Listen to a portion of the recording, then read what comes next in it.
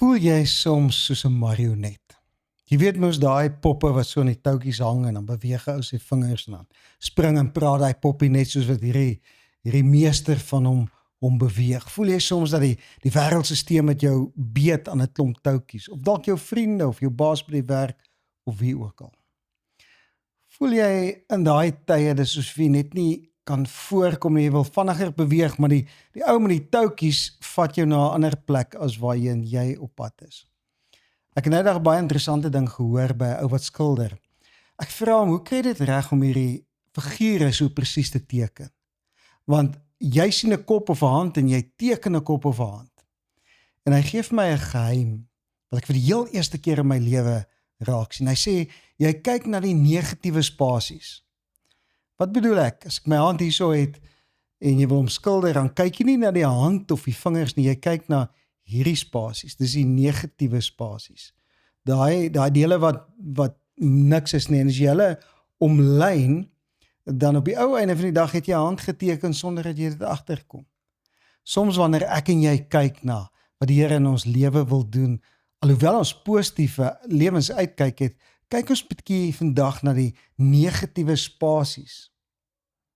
En ek wil sê, kom ons kyk bietjie vir 'n slag na wat vang ons vyand, die duiwel als aan. Want wanneer ons kyk na die negatiewe spasies, gaan ons kan uitfigure hoe lyk die positiewe. Beteken hier is 'n negatiewe woord nie. Dit beteken dit's net 'n ander kykie op die waarheid. Kom ons lees 1 Petrus 5 vers 8. Hy sê, wees nugter, wees waaksaam. Julle teestanders, die duiwel, loop rond soos 'n brullende leeu op soek na wie hy kan verslind. Hoor jy partykeer daai brul? Daai woord duiwel in die Grieks is die woord diabolos. En dit beteken, en dit is baie belangrik, die aanklaer. In sy DNA is hy 'n aanklaer. Elke keer wanneer jy hierdie stem in jou ore hoor van ek word aangekla, ek is nie goed genoeg nie, op daai oomblik weet jy wie praat. En dis hoe hy toegang kry tot jou gedagtes. Jy geweet, iemand kan nie sommer net toegang kry tot ons gedagtes voordat daai iets of iemand ons fokus het nie. Sien, jou en my selfwaarde is gekoppel aan wat ander mense en onsself van onsself dink. Beskuldigings vat aan ons. Baie keer wil ons onsself sterk hou, sê nee, wat beskuldigings rol van my af, ek vat dit nooit nie. Ja, nee? En op daai manier tap hy in ons onsekuriteite. Hy kom by ons hart uit. Want jy sien, as ons val vir dit wat hy sê, dan raak ons 'n marionet. Elke leuen wat ons glo, elke ding wat hy negatief van ons sê, wat ons later begin om van onsself te sê, is 'n touwtjie aan hierdie poppie, en iewers het hy 'n hand wat hierdie poppie laat beweeg net waar hy wil. Hoe werk dit, George? Jy sien, jou en my verstand en ons hart hanteer beskuldigings altyd as gevaar. Wanneer daar beskuldiging sommer net uit 'n rigting uitkom, dan voel ons brein is fout. Ek is in gevaar, en baie keer is dit in ons onderbewussyn waar hierdie ding afspeel. Op daai oomblik het hy ons volle aandag.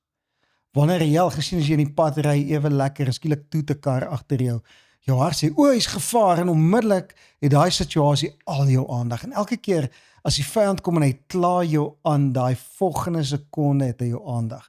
En dis hoe dit werk, dis hoe hy toegang kry tot jou hart. Die Bybel sê, jy word soos dit waarop jy fokus. Lyk daai fokus, klink dit soos aandag, klink dit soos toegang? Spreuke 23 vers 7 sê mos, want soos wat hy oor homself dink, so is hy. Ek dink die ou vertaling sê, soos wat dit wat jy in jou hart bedink, so word jy. Hoe en wat ek en jy oor en van onsself dink, is die hoe en die wat ons word eendag. En nou is die groot vraag, hoe knip ek hierdie touwtjies af wat my die heeltyd wil beheer? Hoe kry ek net klaar en kry ek daai geestelike skerp wat net afknip en sê, vyand, nou het jy geen vat aan my nie. 1 Petrus 5 vers 8 sê 'n baie interessante ding. Hy sê, wees nugter, wees waaksaam. Julle teestander, die duiwel loop rond soos 'n brullende leeu op soek na wie hy kan verslind. En daai woordjie soos in die oorspronklike Grieks, baie interessant, is die woordjie hos, en dit beteken om iets na te maak. Met ander woorde, hy sê, wees nigter, wees waaksaam, julle teestander, die duiwel, maak 'n brullende leeu na, en hy kyk wie hy kan verslind. Nou is die groot vraag, wie maak hy na? Jesus, die leeu van Juda, is die een wat hy namaak. Die duiwel kom, en hy kom baie keer met 'n geestelike stem na ons toe. Die Bybel sê, hy kom na ons toe soos die engel van die lig. En hy maak Jesus na. Intussen mislei hy vir jou en my. 2 Korintiërs 11 vers 14 sê, en geen wonder nie, want die Satan self verander hom in die engel van die lig. Hy is op sy gevaarlikste, wanneer hy na jou en my kom geklee in die kleed van godsdiens. Want ek en jy is nie iemand wat die Here sou aanval of iets wat vir ons reg lyk so wegjaag nie, en dis hoekom hy daai kleed aantrek. Hy kom na jou toe en hy praat met die stem van onskuld terwyl hy jou beskuldig. Klink dit bekend? Wanneer iemand anders beskuldig, en sê ons altyd die ou wat kan beskuldig is op sy high horse, hy maak asof hy onskuldig is. So kom die Bybel baie keer sê, pas op vir die balk in jou eie oog, terwyl jy karring oor die splint in iemand anders se oog. Want valse onskuld stel 'n standaard. Dit is wat hierdie stem in ons doen, dis wat die aanklaer doen, hy sê, jy kom nie by die standaard by nie. En op daai oomblik wat hy 'n standaard stel, maak hy 'n wet, want 'n wet en 'n standaard is een en dieselfde ding. So, valse onskuld stel 'n standaard. Ware onskuld maak ons vry van wat? Van die wet. En dis presies wat Jesus kom doen. Hy sê, ek kom om julle vry te maak van die wet. Ek kom om my wil op julle harte te skryf, sodat julle dit van self doen. En jy stoei en stryf nie meer om hierdie wet na te kom nie. Die duiwel het ons net nou gesê, skuif ons fokus. Hy steel inteendeel ons fokus, maar dan kon Jesus, die ware leeu van Juda, en hy skuif ons fokus nie na 'n wet toe nie na 'n standaard toe nie. Jesus skuif jou en my fokus na 'n verhouding. En hoe doen hy dit? Soos net gesê, deur die wet op ons harte skryf. Diabolus, die duiwel, gee 'n onmoontlike standaard. Jesus gee die lewe. Petrus 5 vers 8, wees nigter en wees waaksaam, julle teestanders loop rond, soos hos, ons het net daaroor gepraat, en hy gaan aan 'n brullende leeu opsoek, wie hy kan verslind. Daai woordjie verslind is die Griekse woord katapino, wat beteken letterlik om te verdrink. So hy sê, wees nigter, wees waaksaam, die teestander loop rond soos 'n brullende leeu, hy maak die leeu van Juda na, en hy kyk wie hy kan verdrink. Waarin verdrink hy ons? Hy verdrink jou en my in onsself. Ek sê altyd, hoogmoed is 'n intense fokus op die self. En hy kom en hy verdrink ons in onsself. Hy steel ons gedagtes met onsself. Wanneer ek en jy skuldig voel, dan skuif die fokus na wie toe? Die een wat skuldig is, na onsself. Met ander woorde, elke keer wanneer ek en jy tyd spandeer om hierdie skuldgevoele in ons hart te trakteer, dan skuif die fokus van wat die Here wil doen na my fout toe. Die fokus skuif van die potensiaal wat die Here in my gesit het na my toe. Jakobus 3 vers 16 sê, want waar afguns en selfsug is, daar is wanorde. En daai woordjie selfsug is ereintha, en dit beteken gefascineer met jouself. So wanneer die duiwel dit reg kry om jou en my die hele tyd op onsself te fokus, dan kry hy ons om gefascineer te wees met onsself. Hy sê daar is wanorde, en die woordjie wanorde beteken onstabiliteit. Met ander woorde, wat beteken dit? As jy op jouself fokus, dan val jy maklik. Johannes 15 vers 5 sê, ek is die wynstok, julle is die lote, wie in my bly en ek in hom, hy dra veel vrug, want sonder my kan julle niks doen nie. Wie in my bly en ek in hom, hy dra veel vrug. Want sonder my kan julle niks doen nie. Ons getuienis is nie in wat ons gedoen het nie. Ons getuienis is in wat hy gedoen het. En hierdie is die hele skuif vandag wat ek wil plant in jou hart. Dit gaan nie oor wat ek en jy doen nie. Dit gaan nie oor hoe ons die wet nakom nie. Dit gaan oor hoe ek en jy op die plek kan kom waar ons onsself anker in dit wat hy aan die kruis vir ons gedoen het. Want jy sien, skuldgevoelens, het ons net nou gesê, sit hierdie touwtjies aan jou en my wat van ons 'n marionet maak.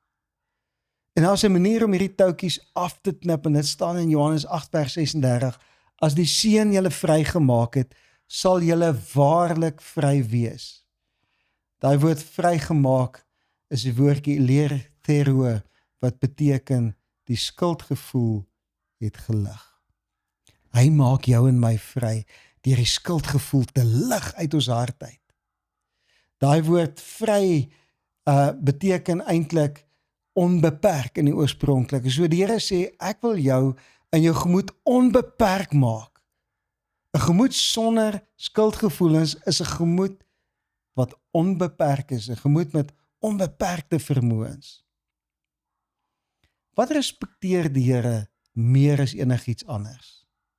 Die vryheid van die wil van 'n mens. Onthou julle, Adam, hy het nie gesê, Adam, jy sal nie van die boom eet nie. Hy het sê, as jy van die boom eet, gaan jy sterf.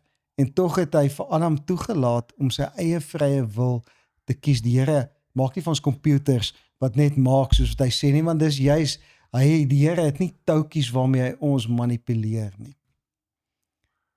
Sy seun het gesterf, sodat ek en jy die touwtjies wat ons wil manipuleer kan knip.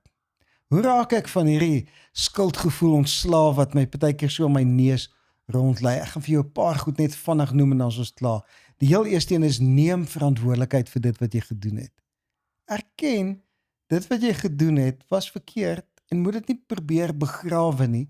Jy's nie minder 'n seun van God wanneer jy 'n fout het nie, want hy sê nie, ek soek perfekte kinders nie.